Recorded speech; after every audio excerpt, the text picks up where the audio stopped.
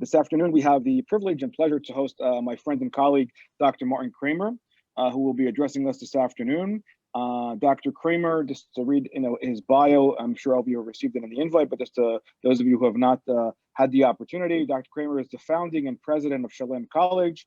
He is the Walter P. Stern Fellow at the Washington Institute. And this afternoon, he will be examining how the founders of ASMIA, Professor Bernard Lewis and Professor Fouad Ajami, related to the influential concept of the term that was coined by Professor Samuel Huntington, which both Lewis and Ajami demonstrated an initial ambivalence, but then later accepted Huntington's theory, and really will examine how these rationales speak to most of us in today's environment. So really, we are excited for this great, I'm sure, insightful conversation. We will do our best after Dr. Kramer is done to get to the questions. Please type them in the chat. Questions we don't get to today, and we apologize in advance given the time constraints. You could always follow up and send us an email at our info@ASMIA Scholars email inbox, and we will do our best to also follow up there. So without further ado, Martin, the virtual floor is yours, and thank you again for taking the time to join us. Well, thanks very much, Asaf. I'm delighted to open this new ASMIA webinar series, and I'm delighted to do so with a presentation focused on ASMIA's two founders, Bernard Lewis and Fouad Ajami. One of my motives in doing so is personal, one is institutional, and a third is intellectual. Let me share my screen, and then we'll proceed.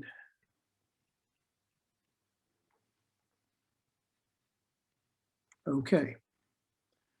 Let me state the first motive first. I'm probably the only person who studied formally under both of them, and I stayed in friendship with them until they died. Ajami, in his early years in America, taught at Princeton, and I took his class as an undergraduate in 1973. Lewis came to Princeton a year or so later, and I began to study with him in 1976. Lewis's and Ajami's few years together in Princeton formed the basis of their enduring friendship, and I happen to be there in the background. So it's as a former student and friend to both that I see it as a personal duty to do what I can to keep the legacy of my departed teachers alive.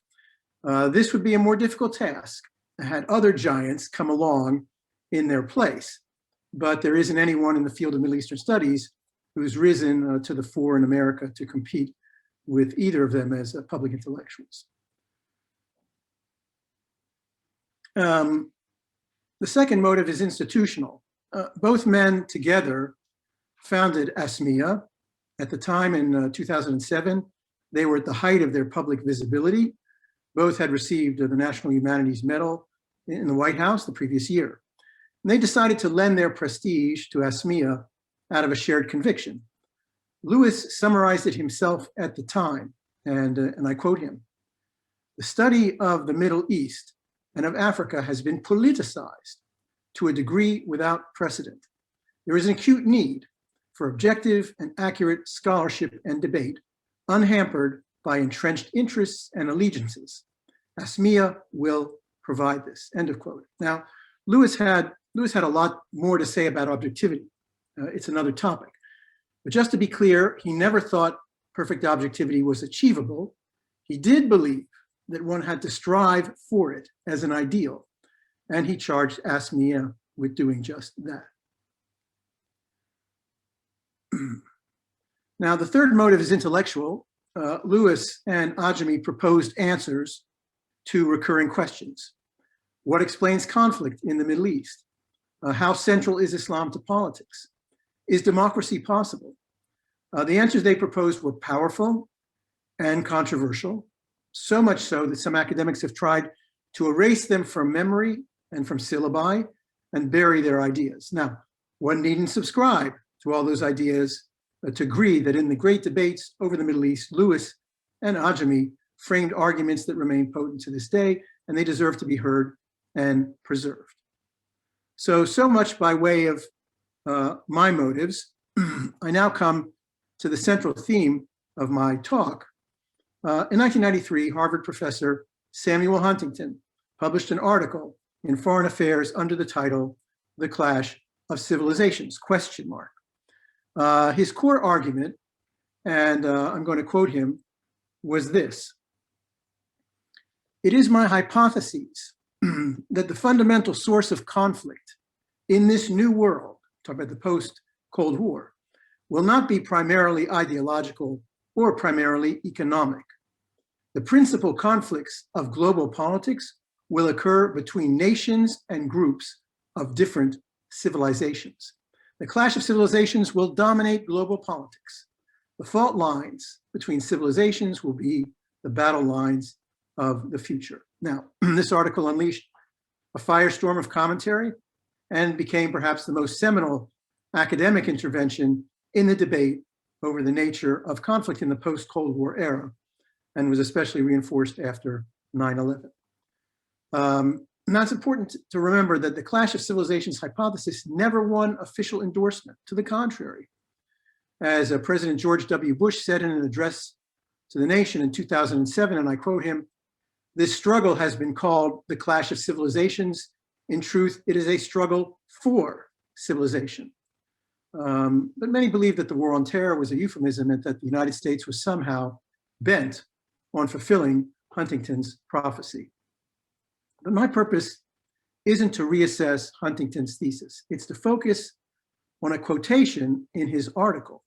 Now, in the article, Huntington wrote that, and I quote, "On both sides of the interaction between Islam and the West, on both sides, the interaction between Islam and the West is seen as a clash of civilizations." And he brought this quotation from Bernard Lewis. This is Lewis.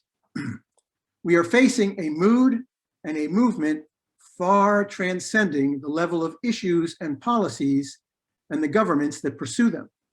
This is no less than a clash of civilizations, the perhaps irrational, but surely historic reaction of an ancient rival against our Judeo-Christian heritage, our secular present, and the worldwide expansion of both."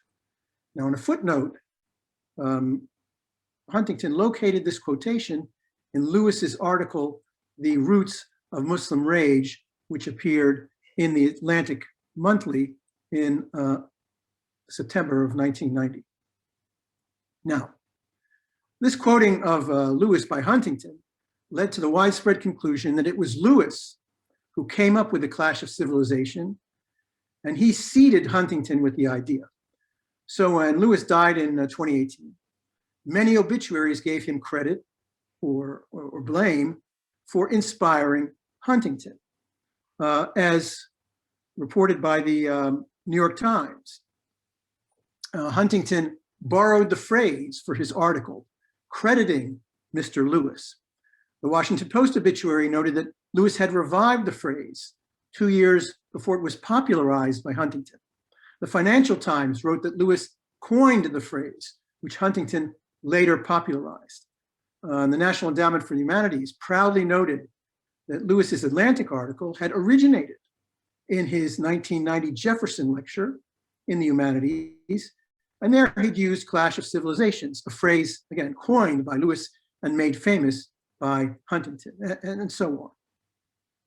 Now, Huntington did credit Lewis. I myself recall a 2002 conference at Harvard attended by Huntington and Lewis, where Huntington tipped his hat to Lewis. Lewis in his memoirs wrote, and I quote, that Huntington graciously acknowledged that he had borrowed the phrase. But this turns out to be trickier than it seems. Now I'm going to cover 3 issues that complicate this very simple picture. First, it's quite possible, even likely, that Lewis himself borrowed Clash of Civilizations from someone else, in particular Arnold Toynbee. Now the evidence isn't unequivocal, but I think you'll find it intriguing. Second, Lewis wasn't altogether happy with the way Huntington recycled Clash of Civilizations, and he hesitated to endorse it. And this was due in part to the criticism of Huntington made by Fouad Ajami. And third, Lewis actually meant something different than Huntington. Lewis was making a specific observation about a rivalry between two sibling civilizations, a rivalry fueled by their resemblances. Huntington turned this into a general theory of conflict among all civilizations, a conflict fueled by their differences. So it wasn't just Ajami's objections that influenced Lewis, he had his own. So let's begin with the first. Huntington took the phrase from Lewis, but did Lewis invent it? Or did he encounter it elsewhere and recycle it himself? Both the phrase and the idea. To answer that question, you have to go back and ask when and where Lewis first used the clash of civilizations. Now, Lewis in his memoirs located it in a speech he gave in Washington in the summer of 1957. In an earlier article on Lewis, actually it was in the ASMIA Journal, I located it in another speech he gave in Washington at the end of 1955, a couple of years earlier. But there's even an earlier instance. It appeared in print in January 1952 in the journal International Affairs, published by Chatham House, the Royal Institute of International Affairs in London. And the article was entitled Islamic Revival in Turkey. And it's a survey of the reemergence of Islam in that country, the most secular in the Islamic world. The article that was published in January of 1952 is signed October of 1951. And in the archives of Chatham House, it seems to be listed as a lecture delivered there on February the 2nd, 1951. Now, just who was this Bernard Lewis, who in early 1951 was lecturing on contemporary Turkey? At the time, he was almost entirely unknown. He was 34 years old, with a career so far devoted to classical Islamic history, was interrupted for 5 years by secret wartime service. He published 3 books, his PhD thesis, which was rushed to print in 1940, a very scant book on Turkey, also published in 1940, which he forever omitted from his publications list, and a short general book on the Arabs in history, published in 1950. So this was not the Bernard Lewis we came to know decades later. In early 1951, he was a promising young Don who had yet to make his mark. But Lewis was also just back from a fresh stint in Turkey, where he gained access to the Ottoman archives. And while there, he'd been captivated by Turkish politics, contemporary political scene, and the struggle for identity within Turkey. Would Turkey keep to the westernized, secularized path of Ataturk, or would a deep and suppressed Islamic identity reclaim Turkey? So in 1951, Lewis made his first claim to expertise of modern Turkey, which 10 years later would be cemented by publication of his classic book, The Emergence of Modern Turkey, 1960. So what did Lewis say in this 1951 lecture? Let me give you the quote and then put it in context. The quote, "In Turkey, as in other Muslim countries, there are those who talk hopefully of achieving a synthesis of the best elements of West and East. This is a vain hope.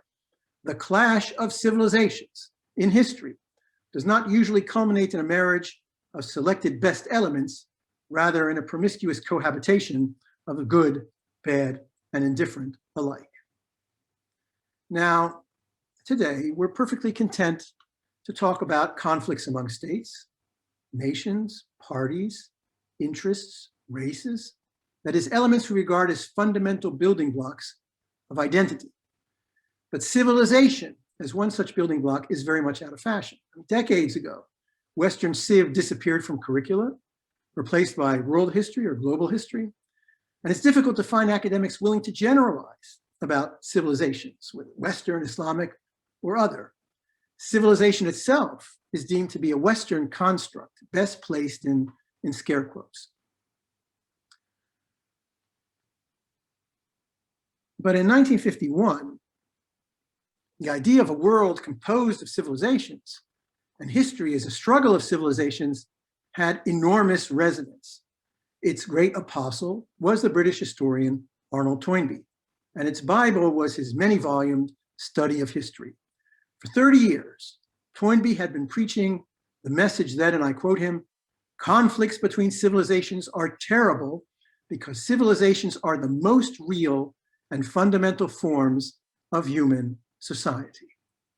For Toynbee, the conventional history of nations and states was just so much ephemera.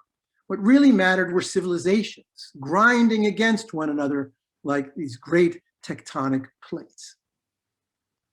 Now, in 1951, when Lewis gave his lecture, Toynbee was at the very height of his fame on both sides of the Atlantic. In 1947, he'd even been on the cover of Time magazine.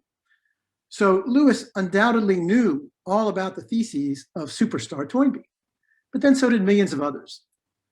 More importantly, though, Lewis at the time inhabited an institutional and an intellectual world dominated by Toynbee, the world of what I call civilizationalism. Now, let's begin with the obvious.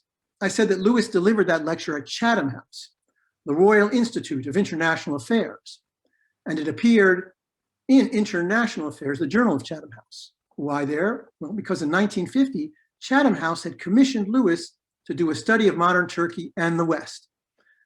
Chatham House would fund his trips to Turkey, as many as necessary, recalled Lewis. So his 1951 lecture was a work in progress presentation for Chatham House. Now, by 1951, Toynbee had ruled the roost at Chatham House for almost 30 years. The larger project that incorporated Lewis's proposed book on Turkey was the brainchild of Toynbee. And to speak at Chatham House was to speak from Toynbee's pulpit, quite possibly with Toynbee in the audience. But it was more than that. Toynbee held himself to be an expert on modern Turkey.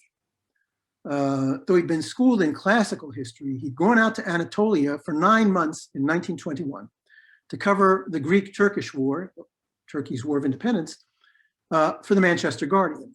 He'd also written 2 books about Turkey. The first, published in 1922, bore this title, "The Western Question in Greece and Turkey, a Study in the Contact of Civilizations." And there, Toynbee insisted that the conflict between Greeks and Turks wasn't national, but civilization.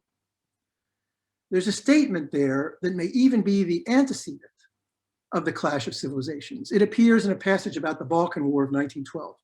And I quote Toynbee, "The fundamental truth was that a number of Near Eastern Christians and Middle Eastern Muslims were bearing the brunt of one particular clash in a vast interaction between civilizations."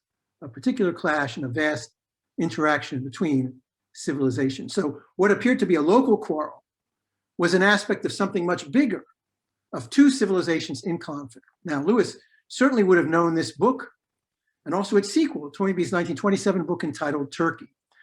Interestingly, chapter 3 of that book and chapter 3 of Lewis's later Emergence of Modern Turkey have the same title, The Impact of the West. Now, on top of all this, Lewis's revered mentor and patron, Sir Hamilton Gibb, was a close collaborator of Toynbee and of Chatham House. As Lewis attests, Gibb was the most important of his teachers. In 1940, when the war broke out, Toynbee had mobilized Gibb for the Wartime Research Department of the Foreign Office under Toynbee's direction. And Gibb, in turn, had recruited Lewis. And the man who taught Lewis history proper, the Byzantinist, Norman Baines, was also a close friend of Toynbee. And Toynbee gave both Gibb and Baines the manuscripts of study of history for comment. And so it wouldn't be inaccurate to say that Lewis sat at the Chatham House table headed by Toynbee, although perhaps at the farther end. Not only did Lewis continue to deliver seminal lectures at Chatham House right through the 1950s, it was Chatham House which finally published his Emergence of Modern Turkey in 1960. Lewis then was a civilizationist, that is, someone who believes in civilizations as the definitive units of history, an idea that suffused the outlook of all his mentors, were all partners of Toynbee. As Lewis wrote in his memoirs, and I quote him, "I am by vocation and profession a historian principally interested in the history of civilization." Lewis thought that Islam was more than a religion. It was a political, social, legal, intellectual, and artistic system, a civilization.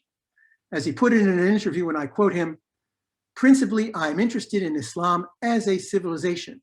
What you define as different countries in different periods, I see as different aspects of the same thing." And when he went to pay his highest compliment to the Orientalist Gustav von Grunewald in an obituary, he called him, above all, a patriot of civilization, an epithet just as apt for Lewis himself. Now, of Toynbee himself, Lewis was critical. A few times he made reference to him. And while Lewis would become famous for his prescience, Toynbee was openly prophetic, and I think that put Lewis off. Of Toynbee's study of history, Lewis wrote, and I quote him, "To review it as history is as easy as to review the books of Daniel or Revelation, with which, despite the differences of scale and idiom, it essentially belongs." Toynbee's many generalizations about Turks and Arabs and Persians also seemed to Lewis those of a dilettante, as Toynbee had never learned the languages. And Toynbee's views on the Jews in Israel, Lewis would have found offensive. But he never said so, and his criticism of the study of history only appeared after Toynbee had retired from Chatham House. When Lewis had started out in current affairs, Chatham House had been the first rung on his ladder, and Lewis was always bound by a sense of gratitude for those who'd helped to launch him. Now we come to my second query. As I've shown, Lewis first used Clash of Civilization back in 1951, almost as an aside, perhaps even as a nod to Toynbee, were Toynbee in the audience. In 1955, 1957, and 1963, he used it in a very different context, before American audiences, not a British one. Now, in those years, he was a visiting professor, first at UCLA, then at Indiana University. His purpose was to arouse Americans to a realization that Arab sentiment wasn't just anti-British, but anti-Western, and that the United States would soon be its target. Now, we don't have time here to go through all the versions forensically. The 1955 version, you see it here, is the first articulated one, and it's historically, I'd say, shallow. Yes, there is, Lewis says, something deeper and vaster than a quarrel between state and state, even between nation and nation. It's not about specific grievances, Lewis says, and he writes, "What we are seeing in our time is no less than a clash between civilizations. More specifically, a revolt of the world of Islam against the shattering impact of Western civilization since the 18th century." The 1957 version goes back much further in history. There, Lewis calls the Clash of Civilization part of the Great Debate, described by the historian Edward Gibbon, between Islam and Christendom. Quote, and here I quote Lewis, "Since the Arab Muslim conquerors first swept westward into Christian Syria, North Africa, and Spain, it continued with the Christian counteroffensive of the Crusades and its failure, and the thrust of the Turks into Europe and their hard-fought retreat and withdrawal." End of quote. The reference to Gibbon here, I think, is especially significant. Lewis had a reverence for Gibbon's detached approach to Islam. Now, these two instances appeared as articles in hard-to-find books. The phrase became more widely known, and I underlined it myself as an 18-year-old student in his book, The Middle East and the West, which originated as a lecture series in Indiana in the spring of 1963. Now, here Lewis writes that the present discontents of the Middle East are best viewed not as a conflict between states and nations, but as a clash between civilizations. Gibbon is retained, but the historical references to events like the Islamic conquest and the Crusades are trimmed back. We're just told that the clash has been, as Lewis puts it, going on in one form or another since the Middle Ages. Now, this version is important, not only because it was the most accessible, but because, as we'll see, Lewis will revise it in a telling way. So Clash of Civilizations didn't suddenly emerge in 1990. That's when it came to the attention of the wider public and of Samuel Huntington. But to the best of my knowledge, Until Lewis revived it in his Jefferson lecture, an Atlantic article in 1990, he had gone for over a quarter of a century without repeating it. Now, I can only speculate as to why. After 1967, the Arab-Israeli conflict loomed large. And if he persisted, this question would have been posed to him. Is the Arab-Israeli conflict an aspect of the clash of civilizations? Or was it a clash between states? Then in 1979, Egypt made peace with Israel out of state interest. Lewis himself predicted that as early as 1969. After visiting Egypt that year, he wrote, and I quote him, "Between Israel and Egypt as Egypt, there is really no fundamental problem at issue, and it should not be difficult to reach some sort of compromise." That's 1969, before the 73 war. In 1989, he published an article in the American Scholar where he declared that the Middle East had entered the era of the state. All over the Middle East, he wrote, not only in old nations like Iran and Egypt, but even in some of the newest and most artificial, the state is once again becoming the primary focus of political loyalty and identity. Their destiny is one of separate political statehood becoming nationhood, end of quote. Then these states could align with the United States, make peace with Israel, and more. So why revive the clash in May 1990 in his Jefferson lecture? It's an open question. But by the time he published it in September, Saddam Hussein had just invaded Kuwait, and Clash of Civilizations had landed on the desk in the Oval Office. And here you see that it was, in fact, presented to President George H.W. Bush in preparation for an Oval Office discussion on the mood in the Arab world a few weeks after the Iraqi invasion. Now, it also landed on Huntington's desk, and then through his later article on millions of desks. But here things take a turn.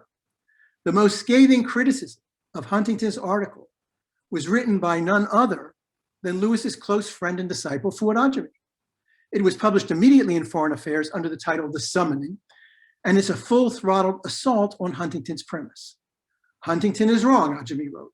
He has underestimated the tenacity of modernity and secularism in places that acquired these ways against great odds.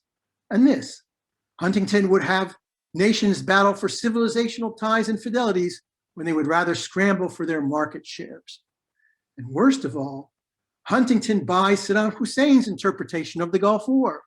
It was, for Saddam and Huntington, a civilizational battle. And Ajami's final verdict, and I quote him again, "We have been delivered into a new world, to be sure, but it is not a world where the writ of civilizations runs.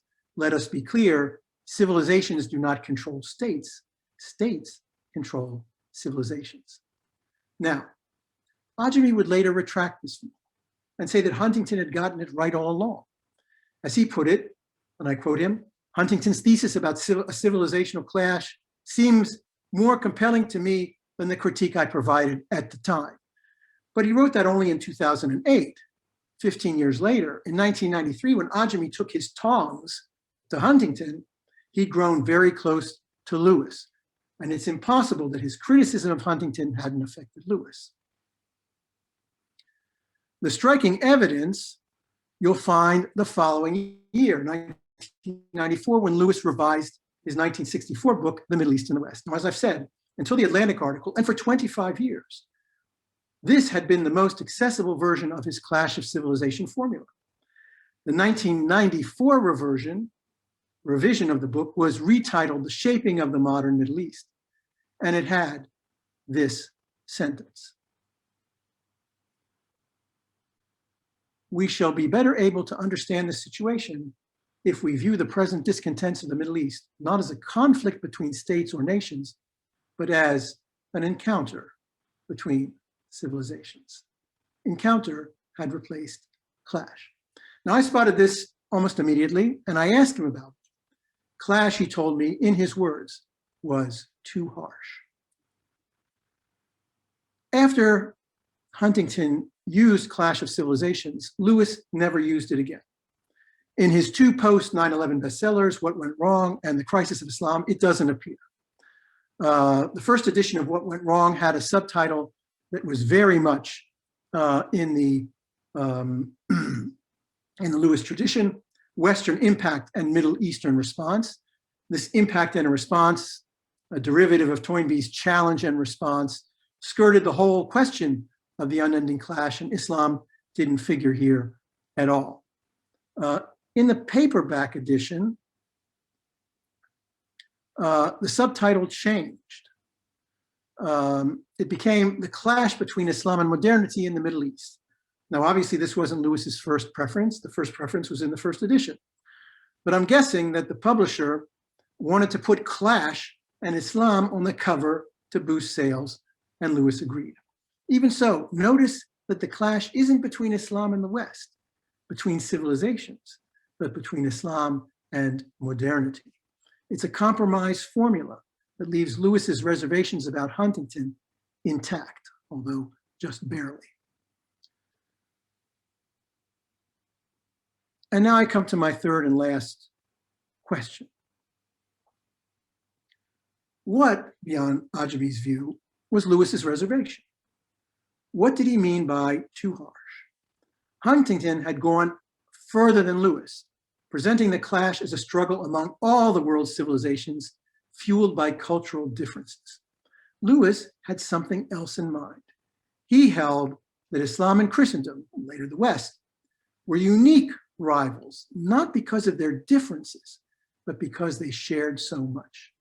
The Greco-Roman legacy, Abrahamic monotheism, and the Mediterranean basin. Obviously, these sister civilizations, that was his phrase, they often clashed. But being so similar, they also borrowed and exchanged and translated. As he wrote in The Crisis of Islam, even in struggle and polemic, Christendom and Islam reveal their essential kinship and the common features that link them to each other and set them apart from the remoter civilizations of Asia. In 1996, when Huntington published a book-length version of his article, Lewis again kept his distance. He noted that, quote, there have been great struggles between Christendom and Islam in the past, and that, quote, there are still some on both sides who see world history in terms of a holy war between believers and unbelievers. That's how some see it. But for Lewis, this wasn't fate. A new era of peaceful coexistence is possible, he announced. So Lewis never denied coining the phrase clash of civilizations, but he meant it as a very partial description of the past rivalry of two sibling civilizations, and not a prediction of the future, certainly not for all conflict everywhere. In 2006, Lewis and Ajami received the National Humanities Medal in the Oval Office from President George W. Bush. Now, a simple explanation is that it was reward for their support for the Iraq War. And many critics of the Iraq War denounced the war as a practical extension of the clash of civilization thesis. In fact, Lewis and Ajami were being rewarded for arguing the opposite. As I've shown, Bush rejected the clash thesis in the apparent belief that nothing in Islamic civilization could block the march of democracy. They were like us. This was certainly the view of Ajami and of Lewis, that democracy's march was unstoppable. Now, Ajami's repudiation of Huntington had been explicit. Lewis's was implicit. His support for the democratizing mission was his own form of dissent from the clash thesis. How so? Lewis did believe in a perpetual clash between freedom and tyranny.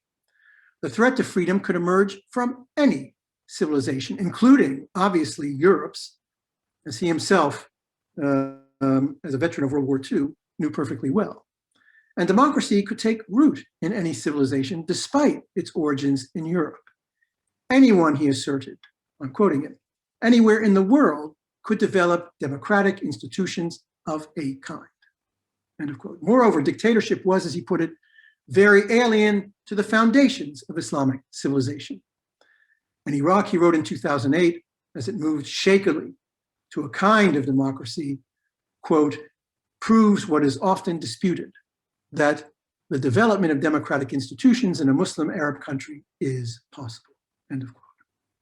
Now we can debate that, but the simplistic narrative of Lewis begat Huntington, begat endless wars, is just wrong. And as far as Lewis and Ajami are concerned, at the crucial moments, the former, Lewis, distanced himself from Huntington's thesis, and the latter, Ajami, sharply criticized it.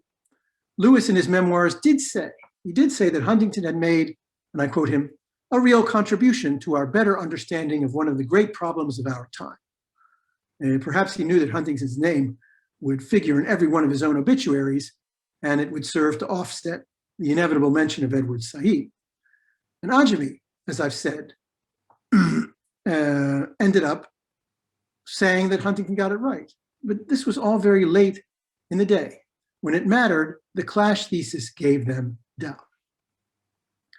When Lewis came to America as a visitor in the 1950s and 60s, speaking of the clash of civilizations, he was trying to get Americans to view the Islamic world like a European, as an ancient and intractable rival.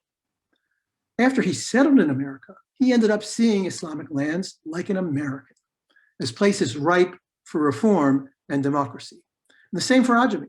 He came to America in the beginning, urging it to see the Arabs as almost beyond redemption, and ended up arguing that they would accept the foreigner's gift of democracy. Neither scholar would have pursued on their own the totalizing hypothesis of the clash of civilizations. That's because both were men of multiple identities who transcended the two civilizations into which they were born, and who widened and crossed the bridges between them. Thank you, and I'll end there. Well, thank you for that, Martin, and for the phenomenal enlightening on this insightful lecture on a key issue that continues to obviously prevail. A lot of current day issues, and obviously, the fact that as you know better than anybody, the mention of Lewis and everything that is today, is obviously still relevant and needs to be unpacked and important. So there's a lot to discuss, and I thank you again for doing this for us. With that being said, I would like to open up the floor to questions. If you have questions, please start typing them in, and we'll be able to take your questions. And I think that maybe to start us off, I'll see Noam Stillman, who's the chair of our academic council. Do you want to ask our first question? Actually, I want to make a comment that one of the things I think that was so insightful in this talk was that, on the one hand, and by the way, I think both Fouad Ajami and Bernard Lewis had a civilizational view all throughout, but on the other hand, they never were rigid with a frozen view, unchangeable view, and also that they had certain ideals which, from time to time, cast light on the way they wanted to express their visions. On the other hand, one can understand how Huntington took from Lewis that's the difference, I think, between a political scientist and I hope political scientists in the audience won't be offended, but how political scientists who tend to think in rather strict categories, whereas historians and students of civilization have a much more fluid view. But I would just point out that even Fouad Ajami in his early works, I mean, the Arab predicament deals in part with a Arab misunderstanding of what really is modern, and for him, modern civilization and Western civilization are more or less synonymous. I think you captured that very, very well, and that's really all. No question as such. Oh, good. So Suzanne, I see we have questions starting to come in the chat. So why don't you start? We'll start taking those questions. Thank you for that, Mom.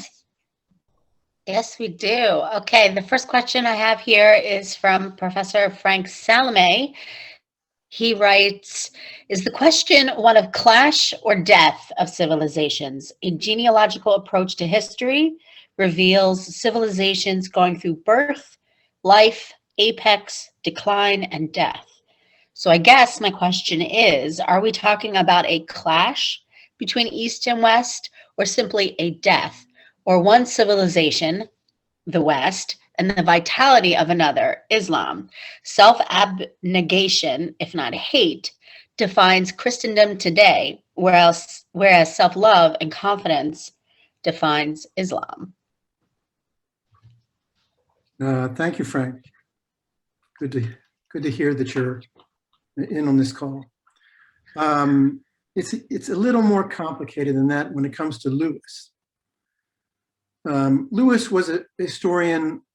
You could say he's a historian, especially in his work on the Ottoman Empire, of decline. He was a true adherent of the decline thesis when it came to Ottoman history. And his book, What Went Wrong, is really a forensic dissection of the reasons for decline. But it came from a specific personal context. Lewis was born in 1916. At the time of his birth, the British Empire was still at its height. By the time he left Britain for the US in the mid-1970s, the empire had dissolved. And it was the British who were preoccupied with finding the reasons for their decline. Some of them were fascinated by analogies to the Roman Empire. This has a long history among British historians. Lewis was different in that he focused on the Ottoman Empire. But I think that one finds in his laser-like focus on Ottoman decline a bit of a projection of an experience he himself lived through. Remember, he saw the 30s and the doubt that swept through the intellectual classes in Britain about empire. The Second World War, which left Britain impoverished, and the austerity that followed. The Suez Crisis, decolonization, previously the departure from India. So Bernard Lewis lived through not the decline of the West. The United States inherited, as it were, the mantle of Western civilization. But he lived through the decline of an empire which had lasted some 400 years. And that, I think, is something that should always be remembered when we focus on Lewis's interest in Ottoman and decline, and in the crisis, what he called the crisis of Islam more generally. Lewis was dealing with two civilizations which are still very much on the map. We're not talking about Assyrians here, or ancient Egyptians. It was Toynbee who, of course, was much more preoccupied with the rise and as he saw it, the inevitable decline of civilizations. This was not a theme that preoccupied Lewis. And I don't think it's a theme that very much preoccupied Huntington either. It was much more, I think, prevalent in the first half of the 20th century because of the two world wars. The feeling that Western civilization might be bent on suicide. The Cold War, to some extent, also perpetuated that. It's hard, short of nuclear catastrophe today, to imagine the death of a civilization, especially one as large as Islamic civilization. Perhaps there's a future Toynbee who will look back both at our civilization and Islamic civilization and draw up the record of their decline. Yes. Okay, so we also have a question here from Joseph Steeb. He says, thank you for a fascinating talk. Given that there was a certain incommensurability in values and political systems between the West and Islam within this civilizationist outlook, how exactly, in Ajami and Lewis's perspective, was the U.S. invasion of Iraq supposed to turn the Middle East toward democracy? That's a very good question. Lewis and Ajami both believed that there was a popular groundswell that would come forward in support of democracy once the dictator was removed. The problem was that the dictator, not just Saddam Hussein, but Arab dictators elsewhere, had been the most successful modernizers of the Middle East. So the first area of modernization had been military in the 19th century. And in the 20th century, it had been the modernization of the intelligence state. And this intelligence state had created means of repression and fine-tuned them to such a degree that there was no way, no one envisioned then the Arab Spring, no way that these mechanisms could be removed from within. But that the moment one removed them from without, the fact of dictatorship had inured these people, Iraqis first and foremost, from returning to dictatorship. Something else would emerge. Lewis was always very careful to say that democracy wasn't a toolkit, wasn't an assembly kit. You could just put it together from the pieces. It would be a long and protracted process. But he believed and said, and so did Ajami, that once the dictator was removed, the people themselves would create some form of representative government.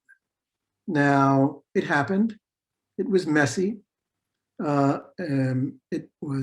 cost was very high. But as Lewis himself said later, he still saw signs of hope in the fact that today Iraq has political parties, it has elections, it has taken a step. More interesting, actually, is an article Lewis wrote towards the very end of his life in Foreign Affairs. He came probably the closest to predicting the Arab Spring of anyone. Now, at the time, people looked at it and said it's the wishful thinking of an overly optimistic professor who's bet very heavily on the Iraq War. But in fact, the whole discipline of Middle Eastern studies missed the Arab Spring. Lewis actually had one article in where he says explicitly that the existing totalitarian regimes no longer have enough control and command over the people's allegiances to continue. So, so I think the Arab Spring, and Fouad Ajami also said, he believed quite firmly that the removal of Saddam Hussein was the principal driving force in the Arab Spring, that breaking one Arab dictatorship was what helped to break down the wall of fear that prevented other Arab peoples from asserting their human and political rights. Now, all that is debatable, but that you ask how they saw it, that's how they saw it. Okay, so they're coming in fast and furious. Okay, so we have another question here from Cole Bunzel. What accounts for Ajami's very late support for the clash thesis? If the clash of civilizations was incompatible with Ajami's support for the Iraq War, how does he end up supporting both?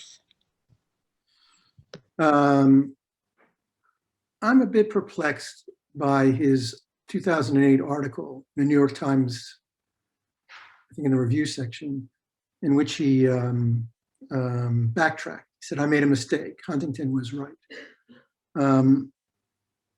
If you read the article, you'll see that he adduces a number of things that Huntington claimed, that Ajami contradicted in the original exchange between them. For example, Turkey. Huntington said Turkey would be gravitating back towards Islam.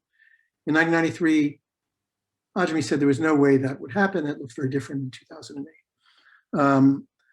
I think that to some extent Ajami was himself very harsh in that, and he wanted to, in a way, smooth the edges of his very harsh criticism that he made earlier. So I don't know that he entirely endorsed the Huntingtonian view. And to be quite frank, I mean, Ajami was a man sometimes given to enthusiasms and rhetorical flights, which he himself, and I know this for a fact, later came to regret.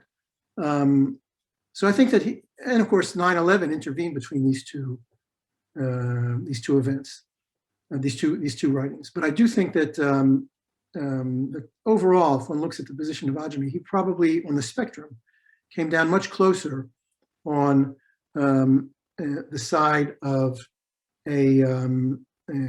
democratizing than on the side of civilizational clash. And that remains so in his last books, too. I mean, The Foreigner's Gift is a good example of that, and also in his last collection of essays. So, as I say, occasionally you'll find what might best be described as some sort of deviation. I mentioned Lewis suddenly, after 25 years, talking about Clash of Civilizations, which he hadn't mentioned for 25 years, and then after that, not returning to it. And with Fouad Ajami, it's the same sort of thing. He was systematically anti-Huntingtonian. Then he had this sort of flash in which he said, I made a mistake. And then it seemed to me, he gravitated back in the other direction. Thanks, Cole. Okay. I'm doing this call. Okay, our next question is from Professor Larry Simpson, the editor-in-chief of our journal. He says, can one understand Lewis's choice of the concept of a clash over modernity in the subtitle of the paperback edition of What Went Wrong as a kind of correction of what Huntington, by referring to Huntington's earlier seminal work, Political Order in Changing Societies, and implicitly arguing that Huntington had it right the first time? I don't think so. Let me tell you why. You saw that I mentioned this article, Roots of Muslim Rage, which wound up on the desk in the Oval Office, and which was basically the text which provided Huntington with Clash of Civilizations. Lewis in his memoir said, I didn't particularly like the title of the article, but that's what editors do. They take your article with its subtle, nuanced title, and they jazz it up. And he said there, by the way, that actually in retrospect, I'm glad they did it, because it got the article much more attention. The place for nuance isn't in the title, the place for nuance is in the text. And given the fact that the first hardback edition published by Oxford University Press didn't mention Clash or Islam in the subtitle, reflected, I think, Lewis's first preferences. But the paperback, which was already in the hands of a commercial press, there I think the editors said, look, it's not enough to say Western impact and Middle Eastern response. It's got to have Clash and Islam in the subtitle, and you're identified with that because of Huntington. So Lewis probably thought, well, I'm not going to change the text of the book.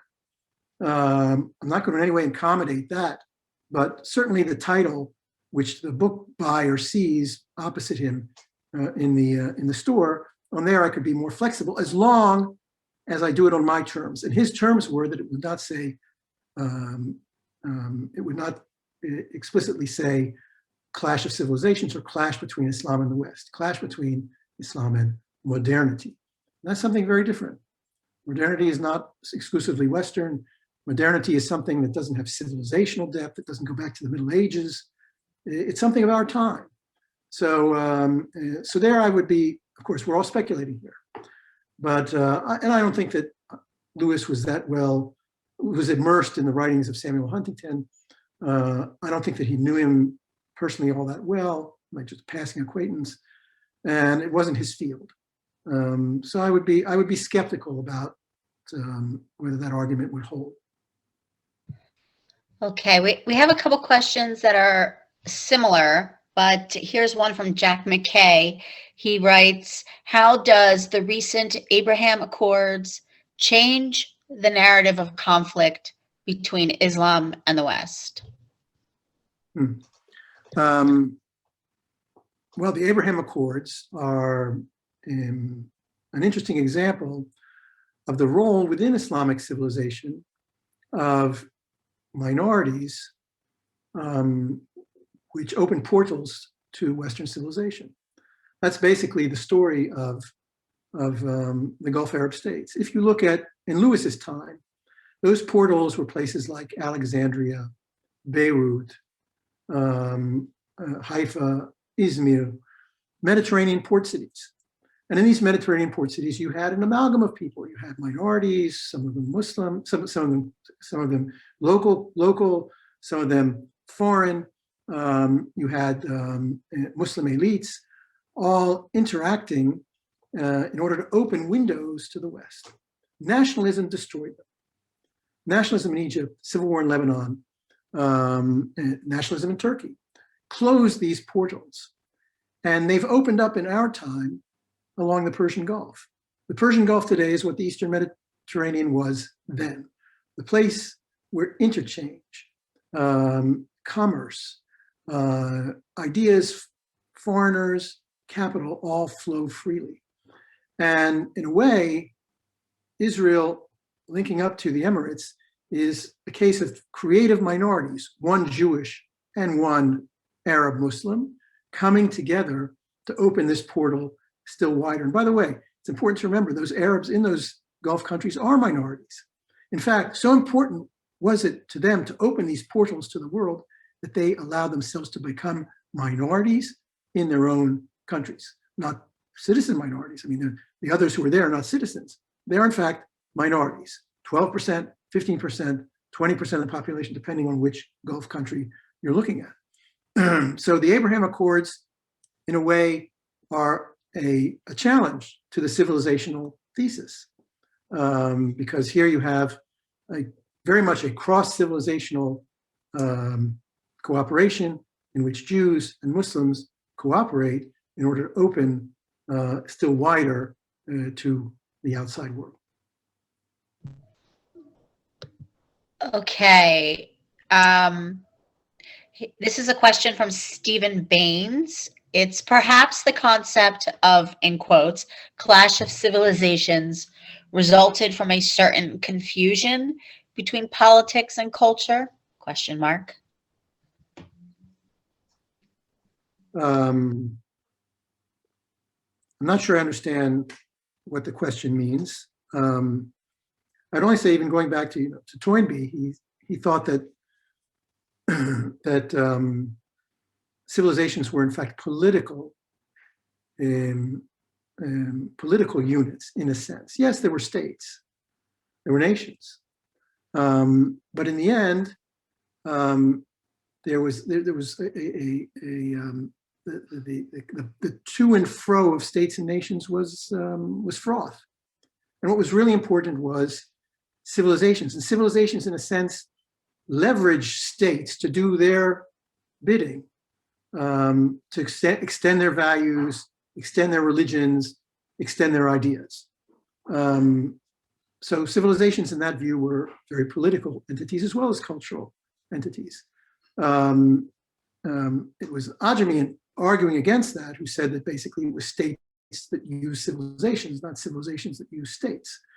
But there was definitely something political in this, and it goes back to Toynbee himself. I mean, when he was talking about the Greco-Turkish conflict in 1921, he was a specific conflict on the ground between two different national groups professing two different religions. He saw this as the grinding together of these tectonic plates of two civilizations. The main criticism of this, by the way, came from Eli Kaduri in his Chatham House version. He said, Toynbee can't prove that this was in any way a civilizational conflict. This was the usual political conflict you have between two nations, two states, which you find in every place in Klein. Toynbee vested civilizational conflict with political meaning. And to some extent, I mean, this is also what the classical position of Islam is, where there's no differentiation between Islam and politics. Lewis wrote on this quite extensively. It was something that was always hard to get Americans to understand. So just as Islam was inseparable from politics, so Islamic civilization was, in this view, inseparable from politics. So I don't think it's a confusion, or if it's a confusion, it actually is our confusion and perhaps not the confusion of members of or members or participants in other civilizations. Great.